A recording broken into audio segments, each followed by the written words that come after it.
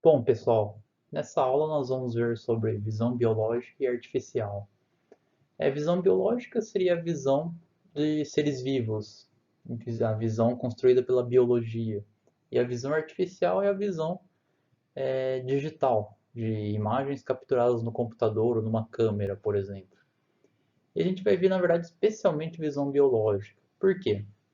A visão biológica, ela muitas vezes é utilizada como base ou como inspiração para várias técnicas de visão artificial, de processamento de imagens. Então a gente vai ver algumas coisas, alguns detalhes interessantes sobre visão biológica e depois, quando a gente for aprendendo na disciplina alguns conceitos de visão artificial, a gente vai ver que na verdade esses conceitos possuem bases na visão biológica, ok? Então, para começar, acho que um assunto um pouco mais filosófico, né? O que é a visão biológica e como nós percebemos o mundo. Então, por exemplo, se nós temos lá um objeto, como uma árvore, por exemplo, essa árvore nada mais é do que um conjunto de átomos, de elementos no mundo real. E como que a gente, olhando para esse conjunto de átomos e elementos, como que nós percebemos que isso é uma árvore, que é um objeto e que ele tem um nome até, que a gente associa a ele, né? E perguntas até mais interessantes, a árvore que eu percebo é a mesma árvore que uma outra pessoa percebe? Como que a gente pode realmente verificar esse tipo de coisa? E como que acontece essa percepção?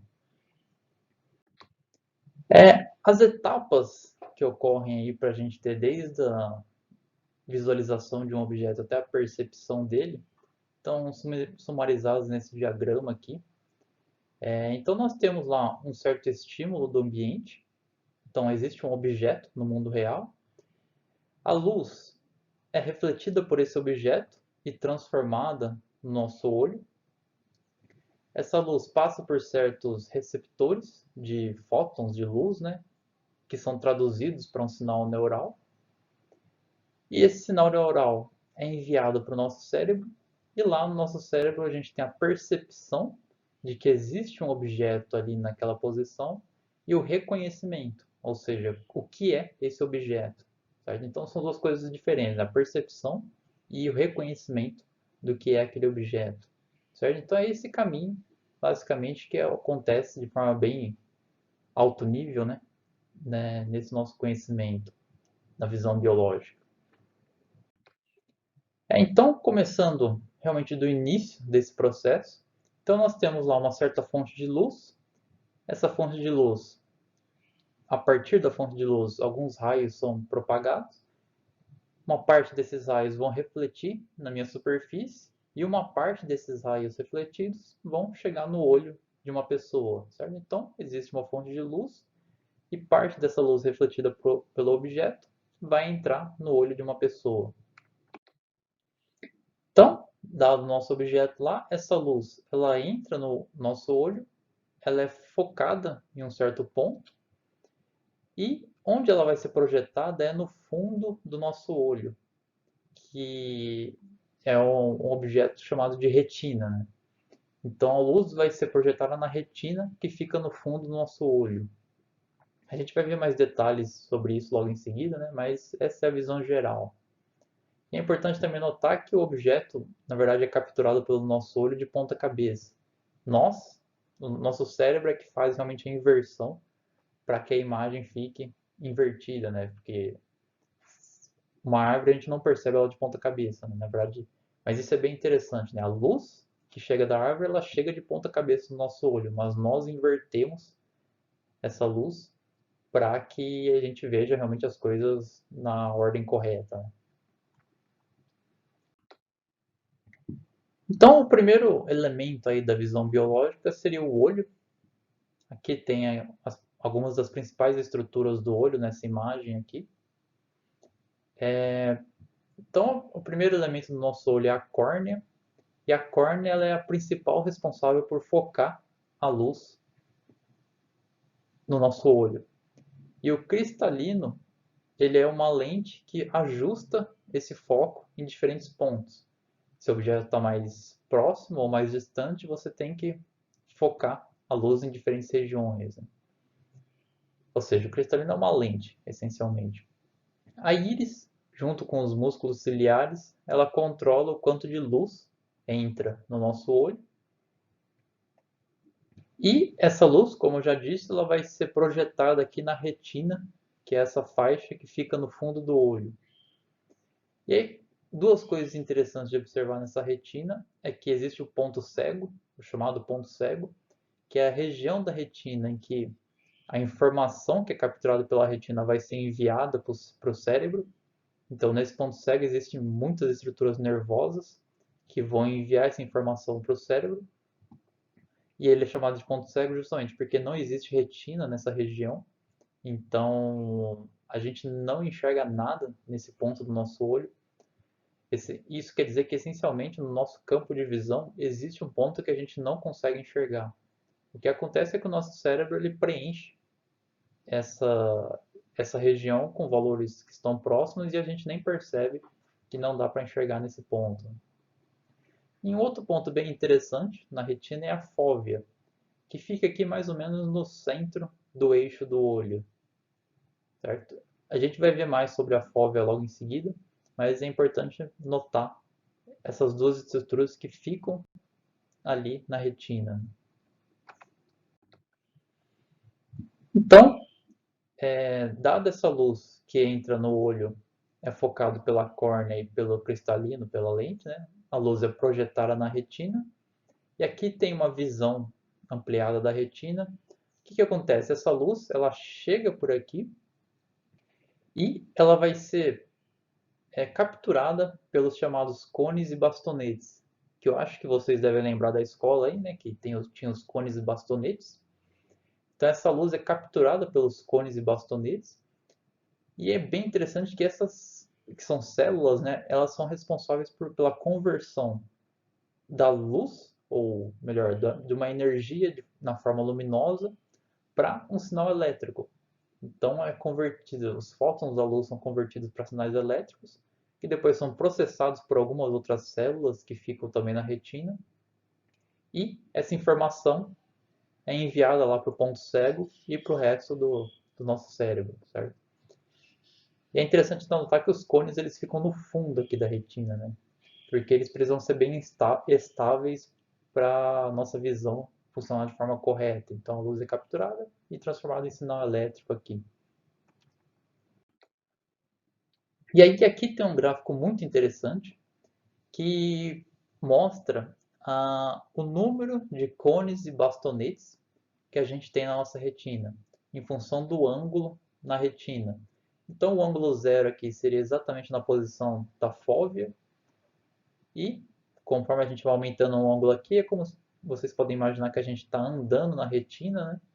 E aqui, por exemplo, tem um ponto cego, e nesse ponto cego não há nenhum cone nem bastonete. E o interessante desse gráfico é, primeiramente, notar que os cones eles são responsáveis pela visão colorida. São eles que capturam cor, vermelho, verde, azul e cores associadas, né? E fazem essa mistura das cores e possibilitam que a gente enxergue cor. E os bastonetes são responsáveis por capturar, de certa forma, níveis de cinza, ou chamado preto e branco, né? Eles não capturam cor. Eles são especialmente úteis para o que a gente chama de visão periférica e a visão noturna, porque à noite é mais difícil de reparar nas cores dos objetos, né? Porque tem menos luminosidade. E como que eles funcionam, então, vendo esse gráfico aqui? Esse gráfico, então, mostra a densidade dos cones e bastonetes. Se a gente olhar para os cones, por exemplo, nós temos poucos cones em várias posições aqui da retina, mas bem na fóvea nós temos um grande número de cones. Ou seja, cor nós só percebemos realmente num ponto bem específico da nossa retina. É só aqui realmente que a gente consegue capturar cores dos objetos. Ao passo que os bastonetes, nós temos um grande número em várias posições aqui da retina e pouquíssimos bastonetes na fóvea. Por isso que nós dissemos, é comum dizer que os bastonetes são responsáveis pela visão periférica.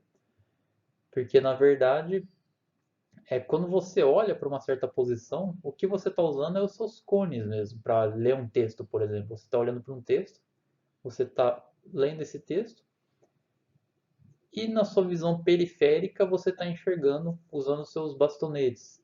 Ou seja, a nossa visão periférica, na verdade, ela não é colorida. Nós não enxergamos cores pela visão periférica. É que no nosso cérebro a gente preenche, se a gente sabe, por exemplo, na minha periferia aqui da minha visão tem uma maçã. Então o seu cérebro preenche que aproximadamente a cor daquela maçã provavelmente é vermelha e você tem a sensação de estar enxergando na sua visão periférica o objeto vermelho. Mas na verdade você não está enxergando a cor, você está enxergando uma coisa em preto e branco, digamos, na sua visão periférica. E é importante notar também que, de certa forma, a visão de alta resolução ela ocorre também só nessa posição da retina. Então, de novo, no exemplo de você estar lendo um texto, se você está lendo um texto, na verdade, só naquele pedacinho mesmo que você está focando a sua visão é que você tem realmente uma alta resolução. A sua visão periférica ela tem uma baixíssima resolução. Você não enxerga muito bem. Só que a gente não repara nisso porque você realmente sempre foca em um determinado ponto do seu campo visual, que a gente chama. Aqui é um gráfico bem rápido, só para mostrar que o olho, na verdade, ele é uma máquina muito interessante, no sentido de conseguir se adaptar a intensidades de luz muito variadas. Então é interessante até você pensar que a gente até consegue enxergar razoavelmente bem quando a gente está no escuro, e também consegue enxergar razoavelmente bem quando a gente está num ambiente extremamente iluminado, por exemplo, um sol ali do meio-dia, iluminando todo o ambiente, a gente ainda enxerga bem. Bom, é mais para mostrar isso mesmo, esse gráfico, que nosso olho se adapta muito bem a diferentes situações. E que aqui tem uma curva maior, que seria justamente o limite que a gente consegue enxergar em função do logaritmo da intensidade. E essa curva aqui, na verdade, ela indica se você está em um determinado ambiente, com uma determinada luminosidade, você consegue enxergar variações de luminosidade nesse nível aqui. Okay? Bom, aí a gente vai para um campo que começa justamente a ter ideias bem específicas ali do que eu falei de como muitas técnicas de processamento de imagem, na verdade, se baseiam ou possuem paralelos na biologia. Então, o conceito que a gente vai ver inicial sobre isso é o campo receptivo da retina.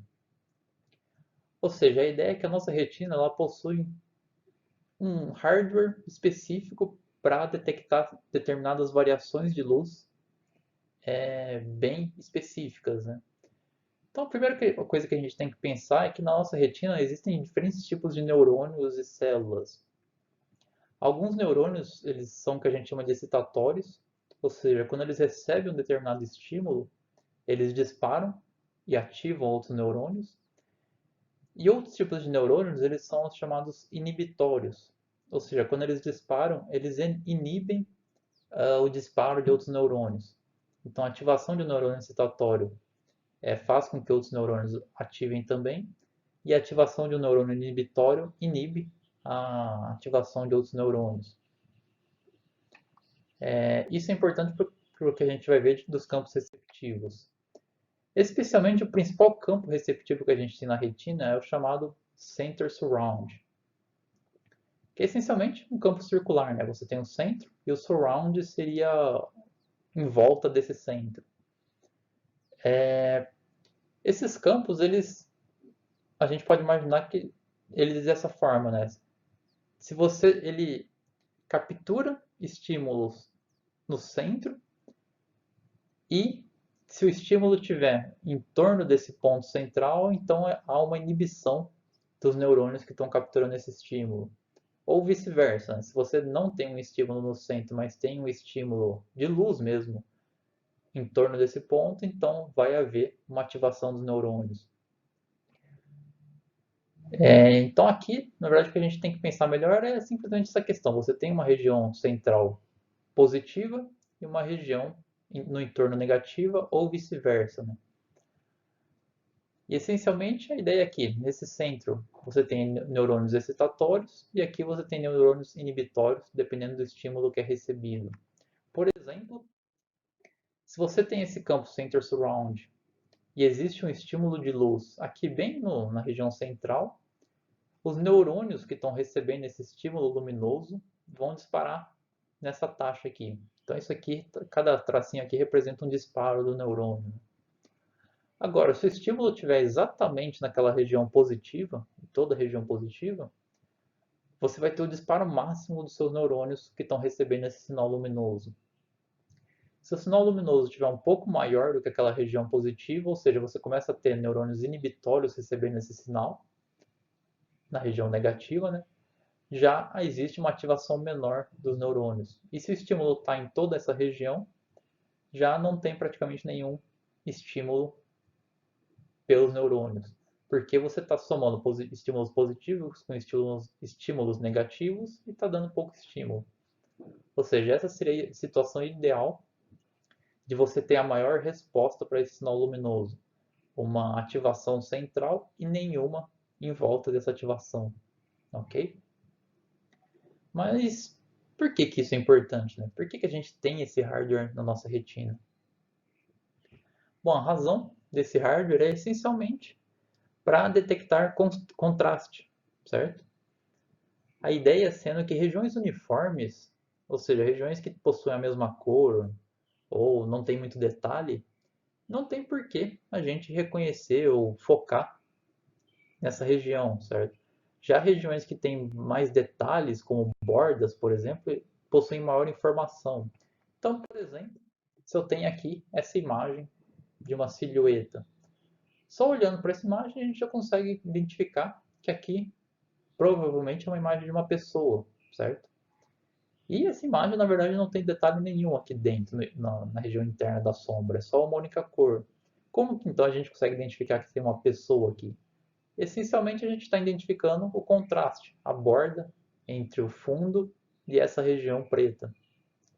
Então é aqui que a nossa atenção está focando, na verdade, no contraste de cores, e é aqui que tem a maior parte da informação para a gente perceber que isso aqui é uma pessoa, ok? E essencialmente esses campos estão fazendo isso, né? Se a gente tem um estímulo que é muito pequeno, a gente não percebe. Se a gente tem um estímulo que é muito grande, ou seja, uma cor, por exemplo, que está numa região grande do nosso campo visual, isso também não tem muita ativação.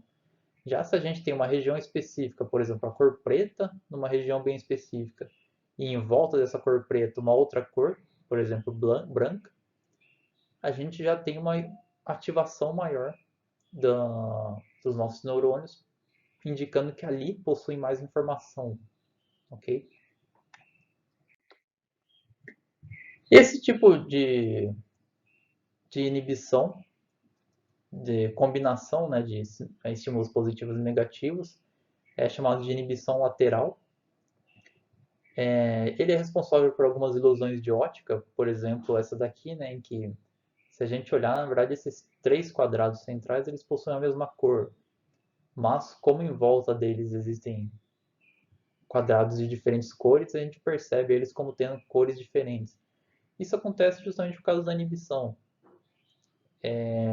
Se a gente tem uma cor escura aqui, não há estímulo. Então a gente só percebe a cor que está aqui no centro.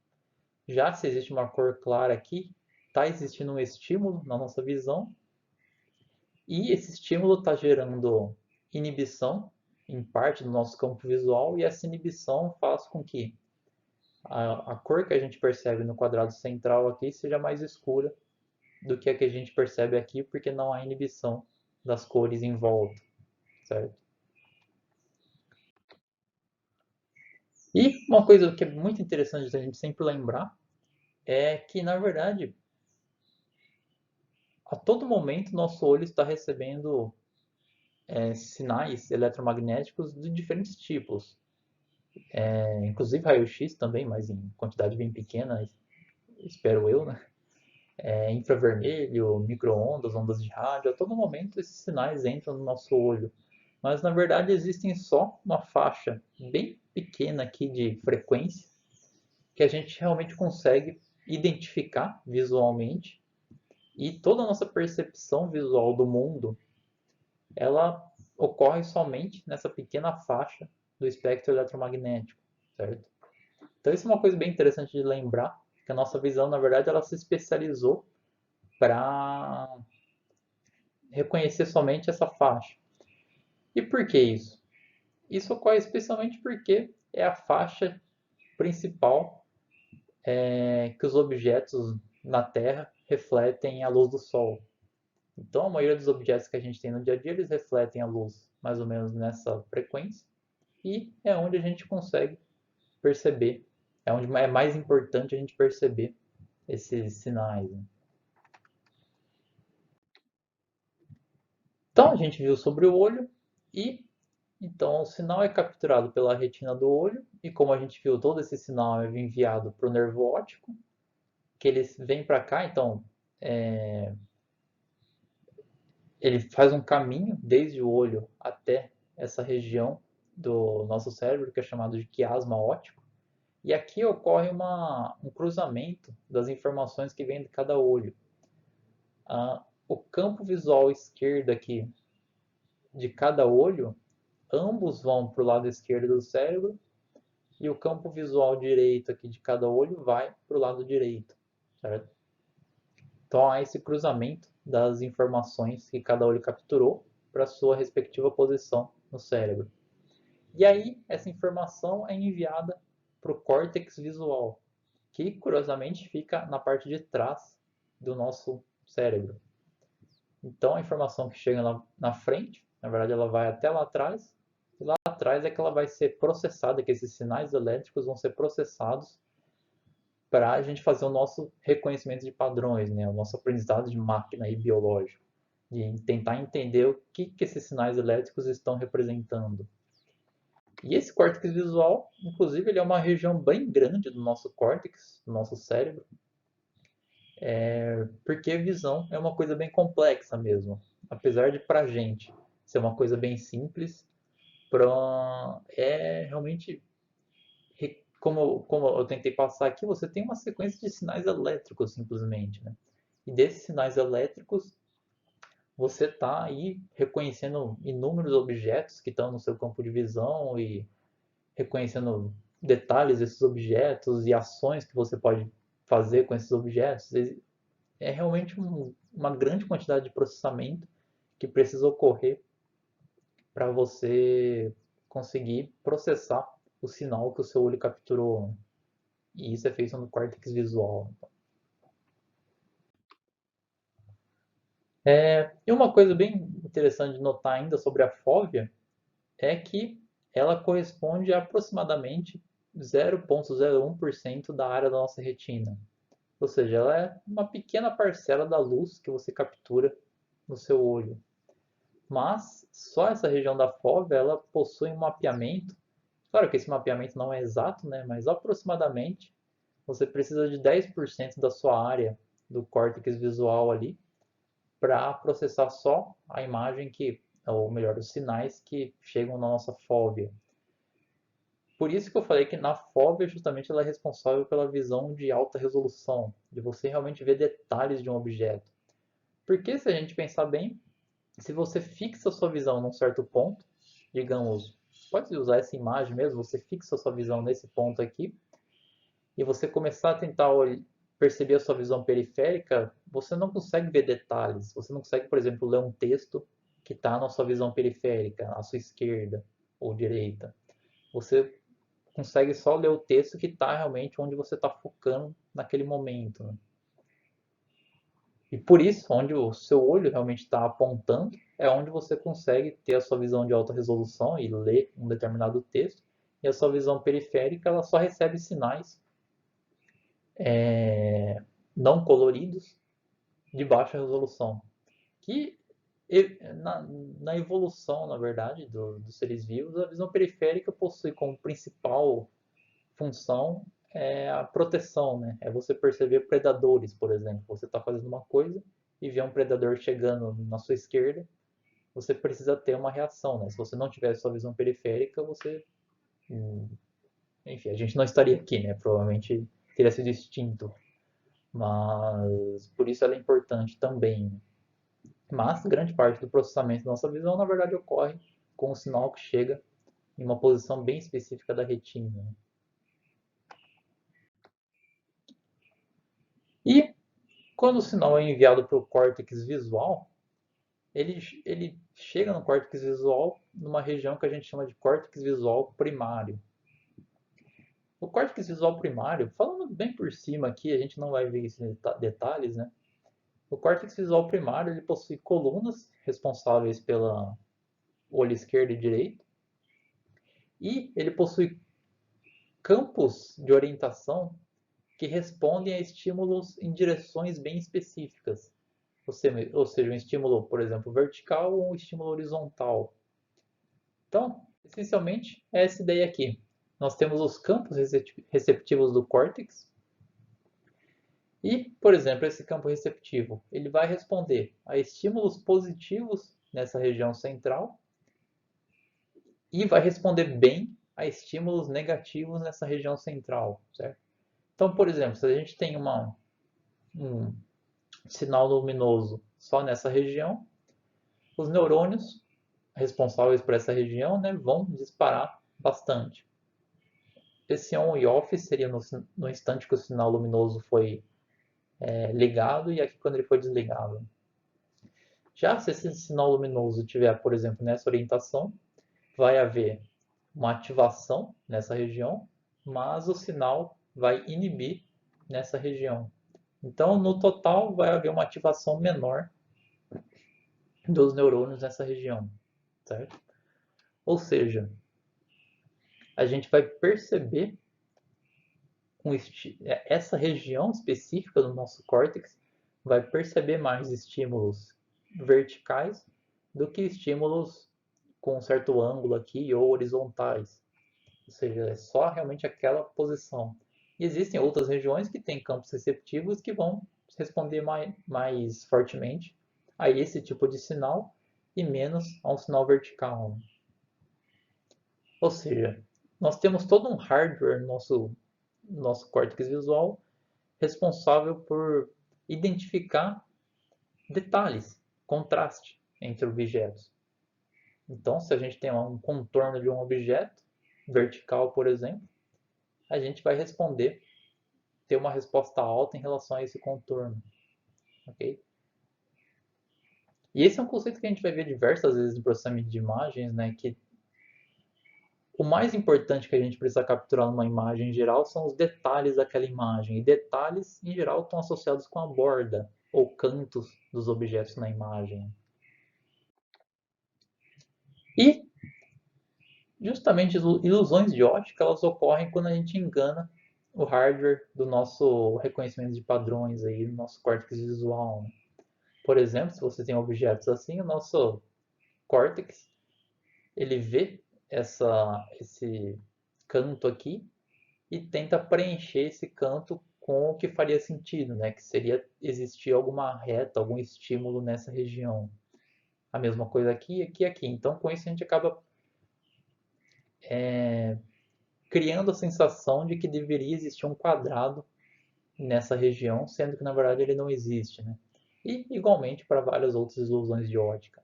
Elas são basicamente nosso cérebro tentando preencher certas informações, só que na verdade elas não existem ali.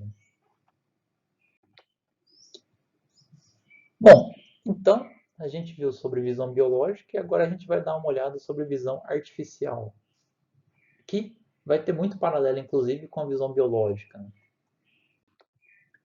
Então, na visão artificial nós temos também uma fonte luminosa, um sinal que refletiu numa superfície, alguns feixes de luz dessa superfície vão cair numa lente que vai ser focada num certo sensor, que seria, por exemplo, uma câmera fotográfica, um celular, que seria a câmera de um celular. Né? E é importante sempre lembrar que o que a gente fala em imagens digitais é a presença de um plano da imagem. Ou seja, o sinal é capturado realmente no sensor, mas ele vai capturar um sinal como se fosse de uma imagem, de uma certa cena que está sendo mapeada nesse sensor. Né? Então, ó, você tem ó, vários objetos no mundo real, a luz desses objetos vão ser focadas num ponto do sensor, e esse sensor vai ter um mapeamento aqui em um certo plano, que uma imagem é sempre um plano, né? Ela é uma captura 2D de uma cena em 3D que existe no mundo real. E aí, no nosso sensor, essencialmente, ele é composto por um mecanismo de converter a luz em um sinal elétrico. Ou seja, um sensor essencialmente possui um análogo de um cone e bastonete, certo? Ele vai pegar a luz e converter esse sinal em uma tensão, em um sinal de saída. E um conjunto desses sensores, então se a gente põe um grande número desses sensores com várias saídas aqui, né? E aqui uma visão lateral e aqui uma visão de cima, a gente tem lá um conjunto de sensores que vai fazer o mesmo papel da nossa retina. Esses sensores vão capturar a luz e transformar toda a luz que está sendo capturada em um sinal elétrico que vai ser enviado para um computador, ok? Então, a gente vai ter lá um objeto do mundo real, a luz que foi refletida por esse objeto é capturada por um sistema de aquisição que vai ser projetada aqui numa certa imagem 2D.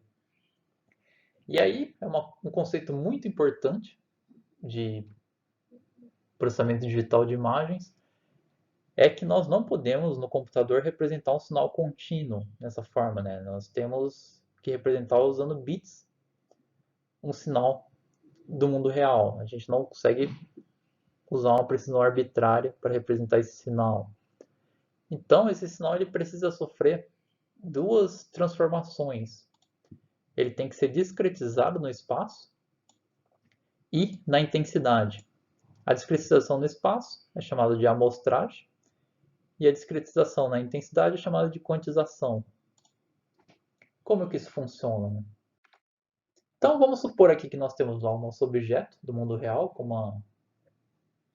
uma variação de cor contínua e vamos dizer que a gente vai pegar um corte aqui. A gente vai olhar para a variação da luz nessa linha aqui. Então digamos que aqui seja um valor alto, é onde está aqui no A. Aí essa luz cai aqui porque é uma coisa mais escura, né? Ela aumenta um pouco de novo aqui no meio e cai de novo. E depois aumenta de novo no B. E existe um ruidinho aqui que é inerente da captura desse sinal. Ok? Então, esse sinal aqui. Então, a primeira coisa vai ser fazer uma amostragem desse sinal. Ou seja, amostrar esse sinal espacialmente. A gente tem que escolher posições específicas do nosso sinal que a gente vai capturar o valor dele. E a gente tem que quantizar a intensidade desse sinal. Ou seja, escolher cores específicas também que vão resumir aquele sinal contínuo que está em cada faixa da intensidade aqui, certo? E o resultado final vai ser que aquele sinal contínuo vai ser representado por pontos específicos no espaço e valores específicos de intensidade, ok? Então, o nosso sinal aqui, que era uma coisa contínua do mundo real, ele foi amostrado espacialmente em um grid, em uma grade, e a intensidade também foi quantizada em valores específicos de intensidade, certo? E aí, para representar uma imagem, ou de certa forma, diferentes formas de pensar numa imagem, a gente pode pensar que uma imagem é uma função de duas variáveis, então a altura dessa função ela depende da posição x, y que a gente tem. A gente pode pensar nessa imagem como cores mesmo, então um certo valor de luz é uma certa cor, no caso branco. Onde eu estou falando cor aqui seria níveis de intensidade, né? Mas a gente pode chamar de cor também. Branco, cinza e preto. Ou uma imagem também pode ser representada simplesmente como uma matriz de valores, certo? E uma coisa muito importante também de sempre lembrar quando a gente está trabalhando com imagens é que como uma imagem em geral é representada justamente como uma matriz, a origem do, do nosso eixo aqui de coordenadas para descrever a imagem, em geral, é no canto esquerdo superior.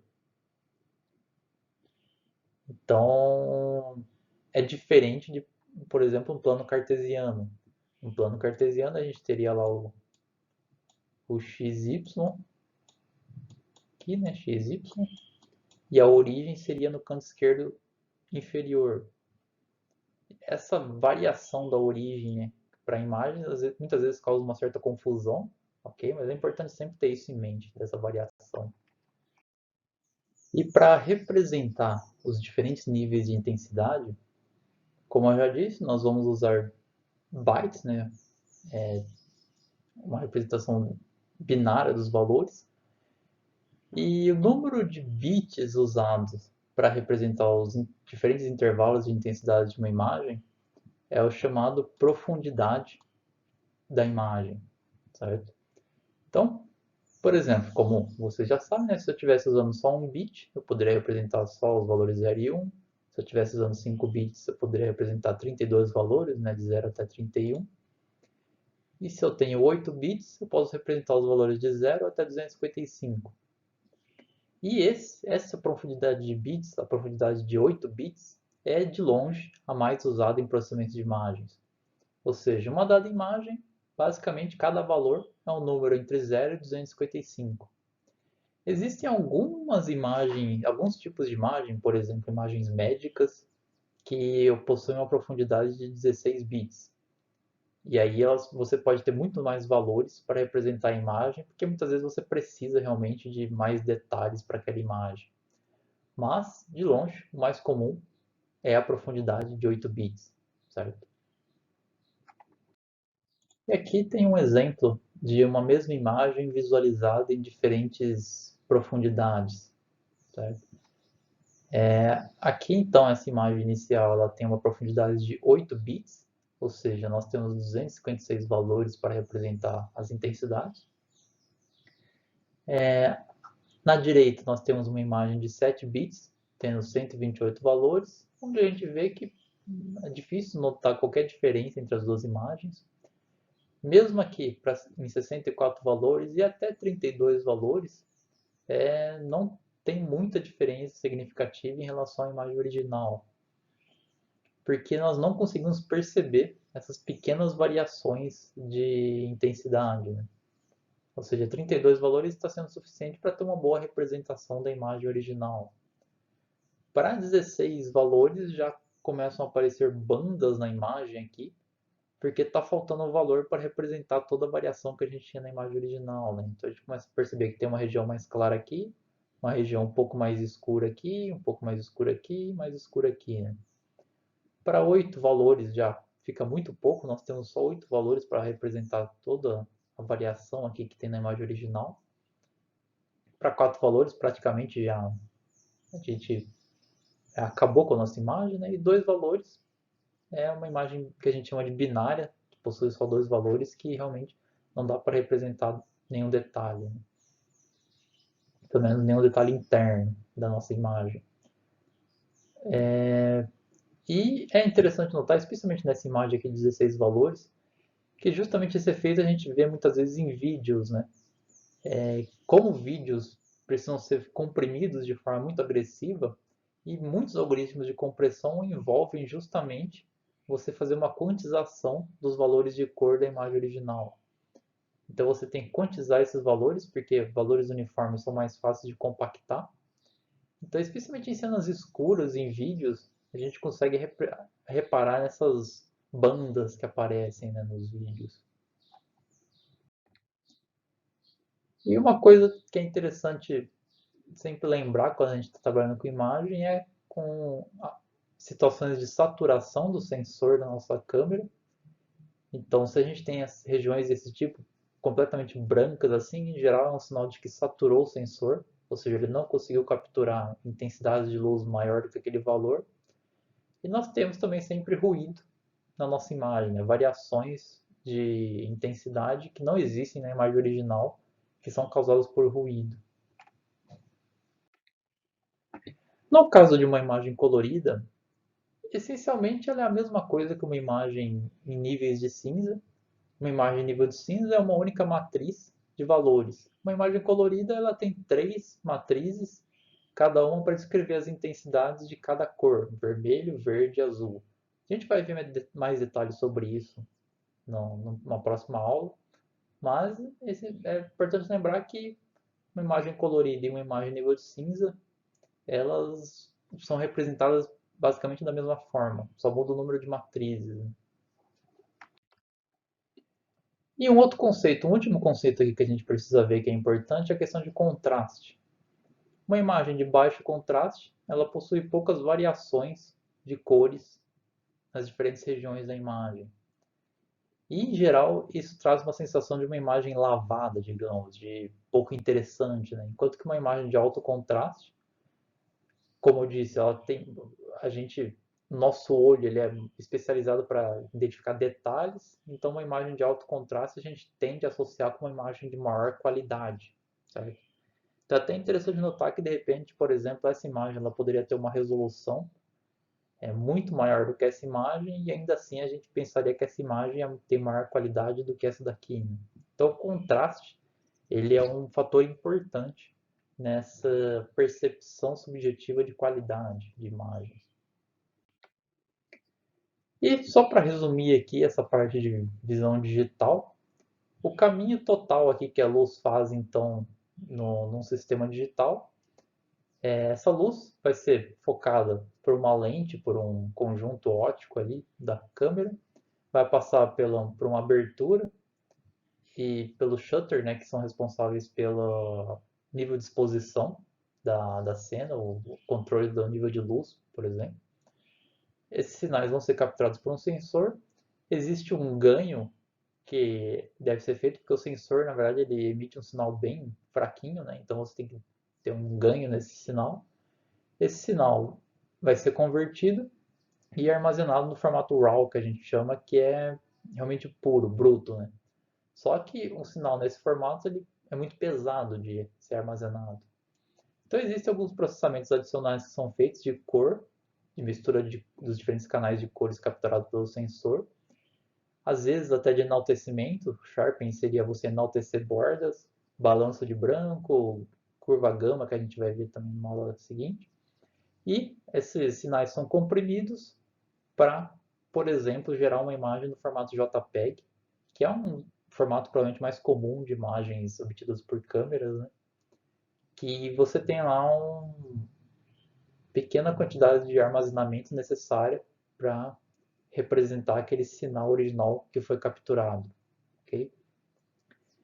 Bom, então era isso que eu ia falar nessa aula sobre visão biológica e artificial.